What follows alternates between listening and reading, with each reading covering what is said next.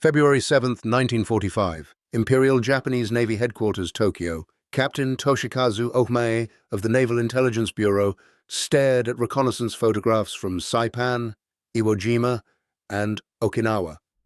His staff had been tracking American Marine Corps deployments since Guadalcanal in 1942.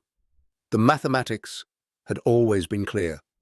The United States Marine Corps comprised 4 divisions, perhaps 120,000 men total, with another 80,000 in support units. Maximum deployment capacity, 200,000 Marines across the entire Pacific theater. But the photographs before him told a different story. The Americans had landed 6 full Marine divisions at Iwo Jima alone, with 3 more divisions staged for Okinawa. His calculators had counted unit insignias, division markers, and regimental flags. The numbers were impossible. Either American Marines could be in multiple places simultaneously, or Japan's entire intelligence assessment of U.S. military capacity had been catastrophically wrong. If you're enjoying this deep dive into the story, hit the subscribe button and let us know in the comments from where in the world you are watching from today.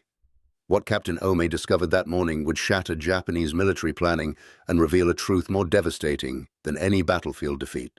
The United States hadn't just mobilized 400,000 Marines, as Tokyo estimated. They had created, trained, equipped, and deployed over 1.5 million Marines, a force 3 times larger than Japanese intelligence believed possible, supported by an industrial system that produced equipment faster than Japan could count it. Within weeks of this discovery, Japanese military planners would understand they weren't fighting a war they could lose. They were fighting a war they had already lost, defeated not by American strategy or tactics, but by an industrial mobilization so vast that Japanese military science had no framework to comprehend it. The realization would come too late, delivered through intelligence reports that documented the impossible, confirmed by prisoners who spoke of training camps that processed 50,000 recruits monthly, verified by captured documents that listed Marine divisions with numbers the Japanese didn't know existed. Japanese confidence in their intelligence assessments of American military capacity stemmed from meticulous pre-war planning and what they believed was comprehensive surveillance of U.S. military installations.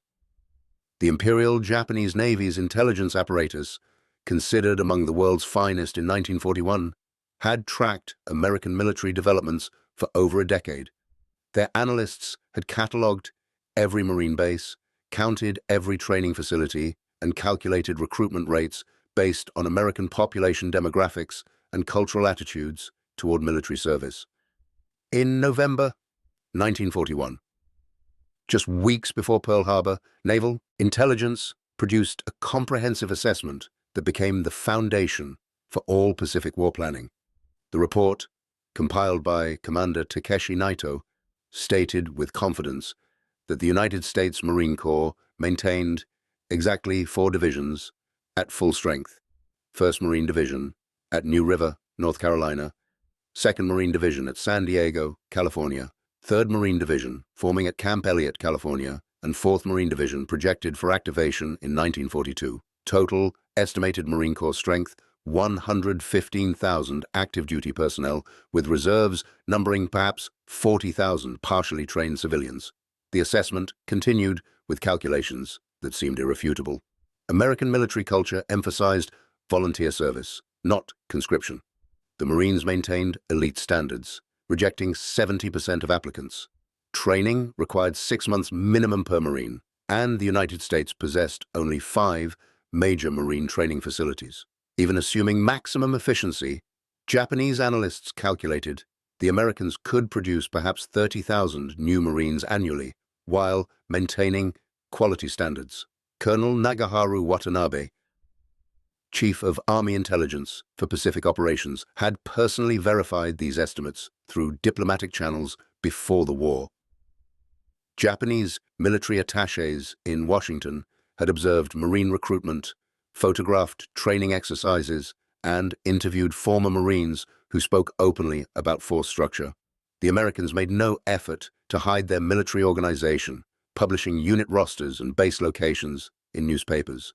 This transparency convinced Japanese intelligence their estimates were accurate. The Japanese understanding of American industrial capacity, while recognizing it was substantial, failed to grasp its true scale or adaptability. Pre-war assessments acknowledged American automobile production exceeded Japanese output by 10 to 1, that American steel production was 8 times greater, and that American shipbuilding capacity was formidable. But Japanese planners made a critical assumption. They believed American industry, optimized for civilian production, couldn't rapidly convert to military purposes. Japanese industry had been on a war footing since the invasion of Manchuria in 1931. Factories produced military equipment exclusively. Civilian needs were subordinated to military requirements, and industrial planning operated on 5-year military cycles. Americans, by contrast, seemed addicted to civilian comfort. They produced millions of automobiles, countless refrigerators, endless consumer goods. Surely such a society couldn't rapidly transform itself for total war. The assumption seemed validated by early war performance. When Marines landed at Guadalcanal in August 1942, Japanese intelligence identified them as elements of 1st Marine Division, exactly as predicted. The forces were well-equipped, but not overwhelmingly so. Japanese soldiers noted that American weapons were good, but not superior to Japanese equipment. The Marines fought with courage but took casualties, seemed vulnerable to determined night attacks, and eventually required army reinforcement. This matched Japanese expectations of an elite but limited force stretched thin across vast Pacific distances.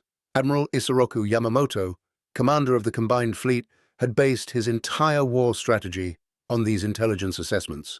He calculated that Japan needed 18 months to secure the southern resource area, fortify island defenses, and force America into negotiating a peace that recognized Japanese conquests. The plan assumed American forces would need years to mobilize, that the Marines would remain a small elite force incapable of sustained offensive operations, and that American industrial conversion would be slow and inefficient. In June 1942, after Midway, Yamamoto revised his timeline, but not his fundamental assumptions about American military capacity. He told his staff that Americans would eventually mobilize substantial forces, but not before Japan had created an impregnable defensive perimeter. The Marines might grow to 6 or even 8 divisions by 1944, but they would break themselves against fortified positions like Tarawa and Peleliu, suffering casualties that would undermine American public support for the war. The mathematics seemed to support this assessment. If Americans trained 30,000 Marines annually and suffered 10,000 casualties in each major operation, the Marine Corps would struggle to maintain 4 offensive divisions. Japanese fortification strategy would inflict casualties faster than Americans could replace them. Time, Japanese planners believed, favored the defender who had already mobilized versus the attacker who still needed to build their military machine. This confidence pervaded Japanese military planning through 1943. Intelligence reports tracked American Marine movements across the Pacific with what seemed like complete accuracy. 1st Marine Division was identified at Cape Gloucester, the 2nd Marine Division hit Tarawa. 3rd Marine Division appeared at Bougainville, and 4th Marine Division was spotted training in California. The system appeared to be working perfectly. Japanese intelligence knew where every Marine Division was located, could predict their movement patterns, and could allocate defensive forces accordingly. But in January 1944, the first anomalies appeared in intelligence reports that confused rather than alarmed Japanese analysts. Reconnaissance aircraft photographed what appeared to be 1st Marine Division insignia on vehicles at Guadalcanal, but 1st Marine Division was definitely in Australia. Initially, this was dismissed as deception, Americans using old unit markings to confuse Japanese intelligence. Then, Prisoners captured at Guadalcanal mentioned a 5th Marine Division training in California. Japanese interrogators noted this but assumed the prisoner was confused or lying. The official order of battle showed only 4 Marine divisions. There was no 5th Division. In February 1944, a Japanese submarine conducting reconnaissance off San Diego reported counting ships that would transport at least 50,000 troops in a single convoy. The report was filed, but not analyzed in context. Perhaps the Americans were moving army units which Japanese intelligence tracked separately. The possibility that this represented a 5th Marine Division being transported to Hawaii didn't occur to analysts who knew with certainty that only 4 Marine divisions existed. The pattern of anomalies accelerated through spring 1944, but was interpreted as American deception rather than Japanese miscalculation. Radio intercepts mentioned a 6th Marine Division, but this was obviously false, an American trick to make Japanese intelligence overestimate their strength. Captured documents referenced a 1st Marine Aircraft Wing, 2nd Marine Aircraft Wing, and 3rd Marine Aircraft Wing, suggesting organizational depth Japanese analysts hadn't anticipated, but aviation units were tracked separately from ground divisions. The critical intelligence failure was one of imagination rather than collection. Japanese analysts were gathering accurate information, but interpreting it through a framework that couldn't conceive of American mobilization on the scale actually occurring. They had counted Marine bases, calculated training capacity, and estimated recruitment rates based on pre-war patterns. What they failed to understand was that Americans had built entirely new training infrastructure, that standards had been maintained while throughput increased tenfold, and that industrial capacity was producing equipment faster than Marines could be trained to use it. By June 1944, as Americans prepared to invade Saipan, Japanese intelligence assessments showed growing confusion in classified reports that never reached senior leadership in coherent form. Different intelligence sections reported contradictory Marine unit locations. Photo reconnaissance showed 2nd Marine Division preparing for Saipan, but signals intelligence placed 2nd Marine Division in Hawaii, and prisoner interrogations mentioned 2nd Marine Division veterans from Guadalcanal now serving in something called 8th Marine Regiment, which shouldn't exist because 2nd Marine Division only had 6th and 8th regiments, except now there was apparently a 2nd, a 6th, and an 8th, and also a 10th regiment that appeared in captured documents. The breakthrough in Japanese intelligence understanding began not in Tokyo, but in the Marianas, where junior intelligence officers actually fighting Americans started questioning the official estimates. Lieutenant Yamaguchi, intelligence officer for the 31st Army defending Saipan, submitted a report in May 1944 that was prophetic but ignored. His assessment noted that American invasion forces at Saipan appeared to include at least 70,000 Marines, far more than a single division. If this represented 2 divisions, then Americans had committed half their entire Marine Corps to one island, leaving minimal forces for other operations. Yet, intelligence also reported Marine activity at Guam, Marine preparations for Philippines operations, and Marine divisions still in Hawaii. Either the Americans had developed teleportation, or Japanese estimates of total Marine strength were catastrophically low.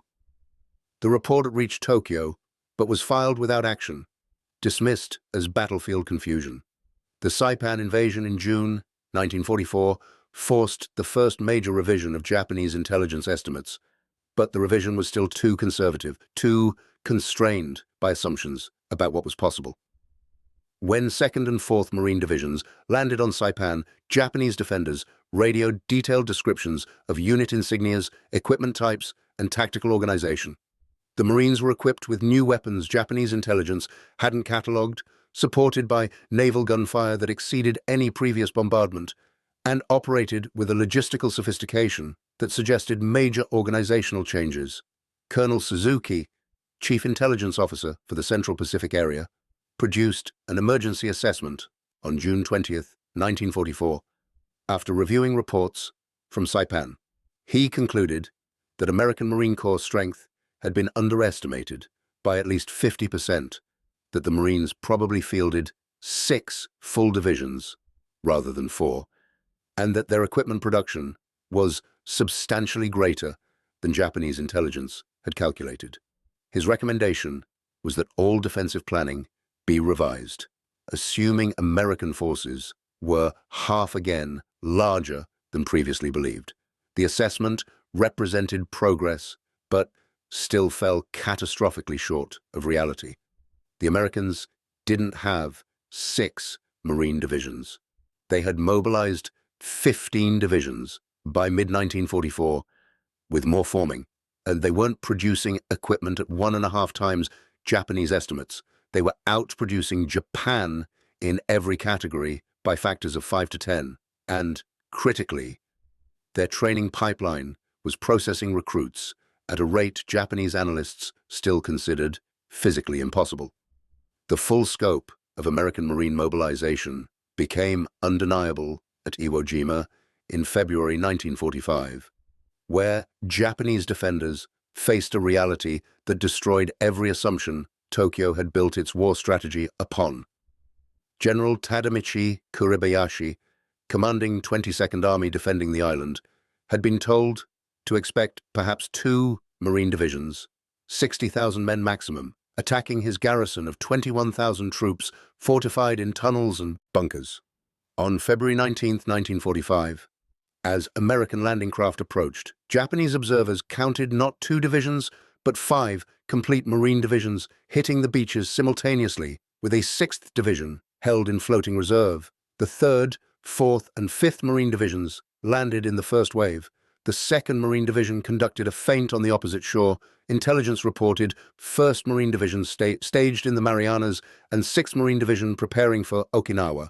Kuribayashi's intelligence officer, Major Yoshitaka Horie, transmitted an urgent message to Tokyo that morning. His report was clinical but devastating. Americans have committed force equivalent to entire estimated Marine Corps strength to single island. Either our intelligence is catastrophically wrong, or Americans have created entirely new military organization we never detected. Recommend immediate, comprehensive reassessment of enemy capabilities. In the underground command post, as American naval bombardment shook the volcanic rock, Kuribayashi gathered his staff. His words, recorded by survivors, reflected the moment Japanese military confidence shattered completely. Gentlemen, we face not an American army but an American civilization at war. The forces landing on our beaches exceed what Tokyo told us existed in their entire Marine Corps. We have been fighting while blind.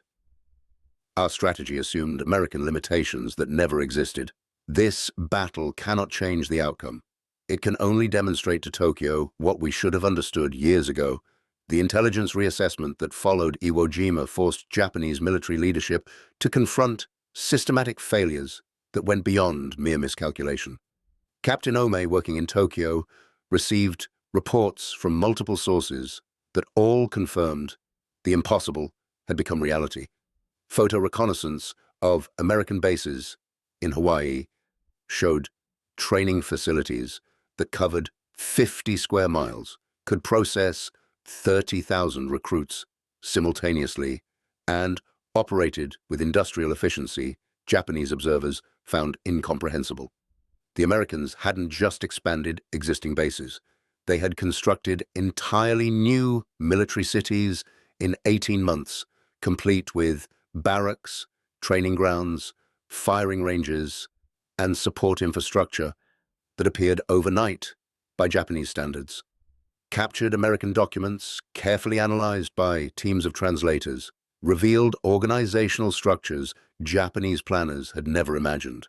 The Marines had created not 4 divisions, but 6 separate Marine divisions by 1944, with each division larger than Japanese intelligence had estimated. But beyond the divisions were separate Marine aircraft wings, separate defense battalions, separate radar battalions, parachute units, and an administrative structure that suggested total mobilization of a depth Tokyo had never anticipated. The documents referenced training depots with names Japanese intelligence had never heard of. Paris Island processing 60,000 recruits annually. San Diego handling 50,000. Camp Lejeune, a base that hadn't existed in 1941, now training 40,000 Marines simultaneously. Camp Pendleton, built from empty California rangeland, sprawling across 125,000 acres. The scale was incomprehensible to Japanese officers whose largest training base handled 8,000 men. The true numbers emerged through painstaking analysis that continued through spring 1945 as Japan's strategic position collapsed. Intelligence officers compiled data from prisoner interrogations, captured equipment serial numbers, unit rosters found in destroyed American vehicles, and aerial reconnaissance of Pacific bases. Each source independently confirmed what Tokyo had refused to believe. The Americans hadn't mobilized 400,000 Marines. They had created, trained, equipped, and deployed nearly 600,000 Marines by the end of 1944, with another 450,000 in training or support roles and recruitment continuing at rates Japanese facilities couldn't match even in peacetime. By March 1945, the compiled intelligence estimates showed American Marine Corps total strength approaching 1.5 million personnel, 3 times the population of some Japanese cities. The organization included 6 divisions for assault operations, 3 divisions for occupation duties, 12 separate aircraft wings operating from carriers and island bases, thousands of support personnel managing logistics that dwarfed Japanese capabilities, and a replacement pipeline that produced 50,000 trained Marines every 90 days. The Japanese training system, operating at maximum capacity, produced 20,000 Army recruits monthly, and those recruits received 8 weeks of basic training before being sent to frontline units. American Marines received 6 months of training before deployment. Yet, Americans produced twice as many trained personnel. The mathematics revealed an industrial mobilization Japanese planners had no framework to understand. Admiral Suemu Toyoda, commander of the Combined Fleet, received the comprehensive intelligence report on March 15, 1945.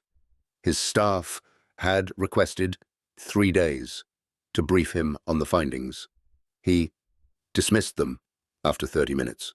His assessment, recorded in his diary, showed the psychological impact of discovering Japan had been fighting blind.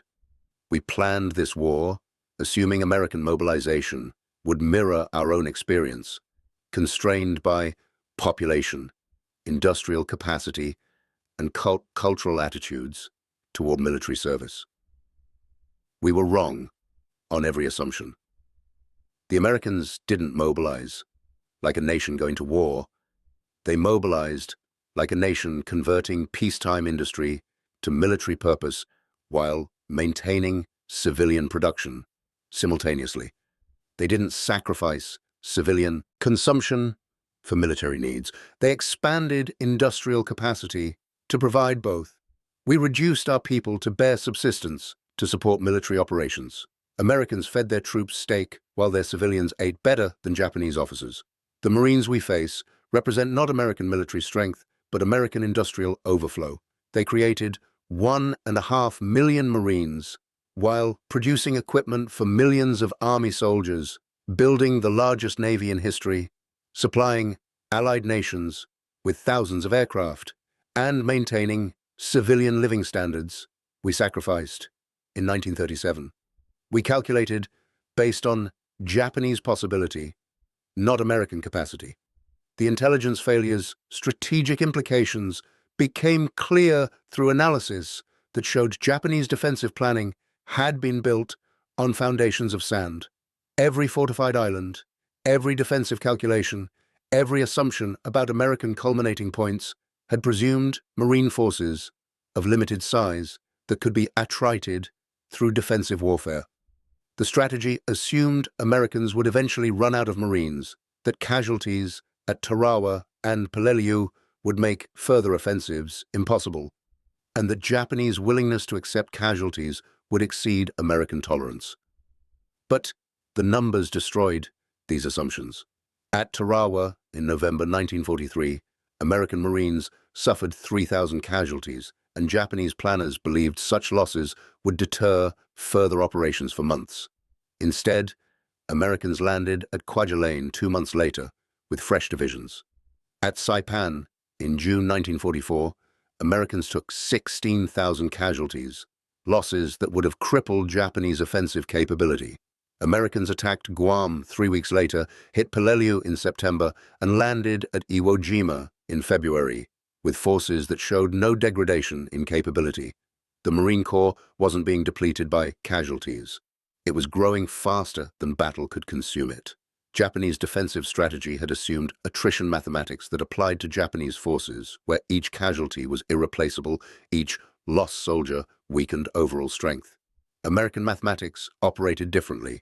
They could absorb 16,000 casualties and grow stronger because 50,000 newly trained Marines were arriving monthly to replace losses and expand forces simultaneously. Colonel Masanobu Tsuji, staff officer who had helped plan operations since Malaya, wrote a classified assessment in April 1945 that revealed how completely the intelligence failure had undermined Japanese strategy. His analysis showed the cascading consequences of underestimating American capacity. Our entire defensive concept assumed Americans would reach a culminating point where casualties and logistics made further advances impossible. We fortified islands to inflict maximum American casualties, believing each Marine killed was irreplaceable. Now, we understand Americans have 1.5 million Marines, with casualties of 50,000 across 3 years, representing 3% of total strength. We planned to break American will through casualties that Americans absorb as acceptable losses. Our strategy assumed American public opinion would turn against the war when casualties mounted. Instead, Americans with unlimited replacement capacity and overwhelming material superiority view casualties as inevitable costs. We fight to preserve our existence. They fight with such abundance they can afford to waste resources by our standards.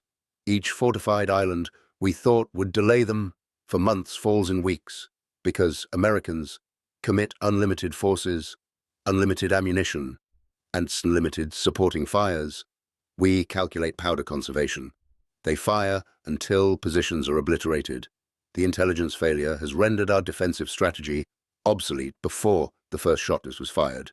The human cost of this miscalculation manifested in Japanese defensive positions where soldiers understood they were fighting a battle already lost before it began. On Okinawa, where the final major battle of the Pacific War consumed 3 months and 80,000 Japanese lives, defenders faced 6 complete Marine divisions, plus Army units, in an American force exceeding 500,000 men. Japanese 32nd Army comprised 110,000 troops, well fortified and determined to inflict maximum casualties. But the soldiers knew what their generals were beginning to accept. They weren't fighting to win. They were dying to prove American intelligence right. Every day of resistance cost Japan lives that couldn't be replaced while killing Americans who represented a fraction of available forces. Private Tadashi Kojo, whose diary was recovered after his death, wrote entries that revealed soldiers' understanding of the futility. April the 10th, 1945.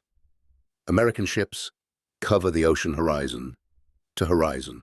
Their artillery fires day and night, without pause. We are told to hold positions and inflict casualties. But what does it matter? Intelligence says Americans have 1 million Marines. If we kill 10,000 here, they have 990,000 more. We fought at Guadalcanal to defend the empire. We fight here to delay the inevitable. The psychological impact extended beyond frontline troops to Japanese civilians who began learning the truth as censorship collapsed in war's final months. Newspapers that had reported American forces as depleted and demoralized began printing reality. Radio broadcasts that had described American casualties as unsustainable started reporting American force levels that exceeded pre-war Japanese army strength. The population that had been told America was a soft nation of merchants, incapable of sustaining warfare, learned Americans had mobilized over 12 million military personnel while maintaining industrial output that exceeded Japan's by factors of 10.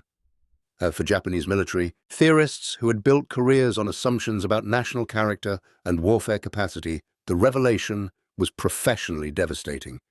General Sadao Araki, who had shaped Japanese military doctrine through the 1930s, wrote a private letter in May 1945 that showed intellectual honesty rare among defeated leadership. His assessment acknowledged comprehensive failure. We built military theory on assumptions about Japanese spiritual superiority compensating for material disadvantage. We believed our willingness to sacrifice would overcome American material abundance. The Marine Corps numbers prove we were delusional. Americans didn't just mobilize more troops. They mobilized better equipped troops, better trained troops, and troops who fought with same determination we claimed as uniquely Japanese, while backed by industrial support we could never provide. We created 1 million soldiers through total national mobilization that reduced our people to starvation. Americans created 1.5 million Marines as a fraction of their mobilization, while their citizens lived better than our officers. This wasn't a war lost through poor tactics or bad luck. This was a war lost before it began, fought against an industrial power we never understood. The final intelligence assessments compiled in June 1945 showed Japanese analysts struggling to explain how they had missed mobilization on such scale. The reports identified specific failures that went beyond collection problems to fundamental misunderstanding of American society and industrial capacity. Japanese intelligence had correctly counted American pre-war Marine bases, accurately assessed pre-war recruitment rates, and properly calculated training facility capacity. But they had failed to understand that Americans could build new bases in months, that recruitment could increase tenfold when properly motivated, and that training capacity was limited only by will to expand it. They had observed American civilian comfort and concluded Americans lacked warrior spirit necessary for sustained warfare. They had missed that American comfort derived from industrial excess so vast that converting a fraction to military purpose could supply unlimited forces, while civilians still lived well by Japanese standards. They had counted American factories producing automobiles and assumed those factories couldn't rapidly convert to military production. They had missed that automobile factories could produce tanks faster than dedicated military factories, that companies making refrigerators could manufacture aircraft, and that industrial management systems developed for civilian mass production could mobilize military forces more efficiently than systems designed specifically for military output. The intelligence failure's most bitter lesson came from captured American training manuals that showed how Marines were created with industrial efficiency Japanese systems couldn't match. The manuals described processes that seemed impossible to Japanese training officers. Recruits arrived at depots in groups of 5,000 weekly. Each group entered a 12-week training cycle that moved with assembly line precision. Physical conditioning followed standardized programs, proven effective through scientific testing. Weapons training used ammunition in quantities Japanese soldiers never saw in combat. Tactical instruction utilized realistic mock combat with supporting arms coordination. Graduates emerged with skills Japanese soldiers required years to develop. Yet Americans produced them continuously in dozens of training centers operating simultaneously. Japanese training emphasized individual instruction, personal relationships between veteran soldiers and recruits, and gradual development of military spirit through hardship. This produced excellent soldiers individually, but couldn't scale to create mass armies. American training treated military skills as teachable processes that could be standardized, measured, and reproduced infinitely with proper systems. The approach offended Japanese military culture, but produced results Japanese methods couldn't match. Where Japanese training camps could handle thousands of recruits, American depots processed tens of thousands. Where Japanese training took months per recruit with individual attention, American systems graduated trained Marines in 12 weeks using standardized curricula. Where Japanese replacement systems struggled to feed trained soldiers to depleted units, American pipelines produced ready Marines faster than casualties consumed them. The broader lessons about industrial warfare crystallized in analyses written by Japanese officers after surrender who finally understood what they had faced. Colonel Hattori, who had served on Imperial General Staff, wrote in September 1945, after meeting American occupation forces, "The Marine Corps represents warfare we never prepared to fight.